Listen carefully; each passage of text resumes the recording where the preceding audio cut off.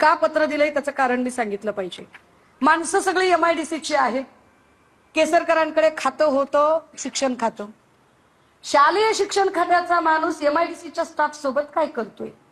शाळा बांधायची होती MIDC मध्ये, काय करायचं होतं नेमकं? शालेय शिक्षण याच्याशी चाकणकरांचा काय संबंध आहे? चाकणकर काय करत होत्या इथे? बरं, चाकणकर या एका फोटोत दिसतात का? नाही.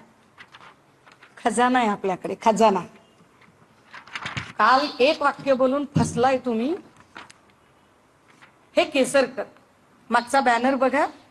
मागचा बॅनर आहे सिन्नर तालुका औद्योगिक सहकारी वसाहत मर्यादित सिन्नर, MIDCचा बॅनर आहे. काय करतायत शालेय शिक्षण मंत्री इथे? कशासाठी आहेत हे? आणि बाजूला चाकणकरांचा सत्कार का चाललाय? मंत्री शांत उभा आहे, कॅबिनेट मिनिस्टर शांत आहे, आणि स्वयंघोषित राज्यमंत्री पदाचा दर्जा लावणाऱ्या बाईंचा सत्कार होतोय, आणि बाजूला खरात आहे. ये रिश्ता क्या कहलाता है? एकदा केसरकरच्या बोलघेवड्या प्रवक्त्यांनी मला सांगितलं पाहिजे, त्याची उत्तरच दिली पाहिजे त्यांनी आता, की हे काय आहे नेमकं, हे कशासाठी चाललेलं होतं. बरं, हे कुठे कुठे आहेत बघा. म्हणजे चाकणकरबाई म्हटलं की मला काहीच माहित नाही. कसलं प्लॅनिंग चाललंय हे? हे काय प्लॅनिंग आहे की या प्लॅनिंग मध्ये चाकणकरबाई दिसतायत?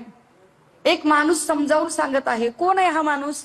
हा माणूस सिन्नर MIDC मधल्या स्टाईस असोसिएशनचा माणूस आहे. तिथलं जे काय अधिकारी कर्मचाऱ्यांचं जे काही आहे संघटन, स्टाईसचा माणूस आहे. हा माणूस अनेक ठिकाणी दिसतो. याची चौकशी झाली पाहिजे असं माझं SIT कडे मागणं होतं आजचं.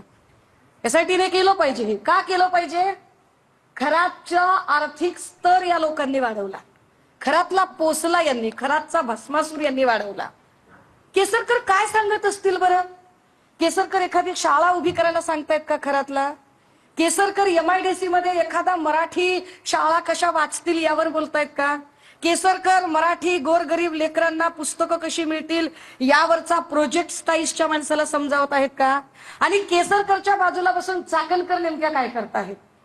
ज्या चाकणकरांना महिला आयोगाचे प्रश्न सोडवायला वेळ मिळाला नाही, त्या चाकणकर MIDCच्या ऑफिसमध्ये बसून, विशेष बघा या तिघांचा पण MIDCशी संबंध नाही, पण MIDCचा जो सगळ्यात महत्वाचा माणूस आहे तो अत्यंत झुकून आदबीने या तिघांना काहीतरी समजावतोय. काय समजावतोय? केसरकरच्या प्रवक्त्यांनी सांगितलं पाहिजे. एवढ्यावर कुठं प्रकरण थांबतंय साहेब? MIDCचे सगळे अधिकारी आहेत आणि सगळ्या अधिकाऱ्यांमध्ये पुन्हा एकदा चाकणकर आहेत.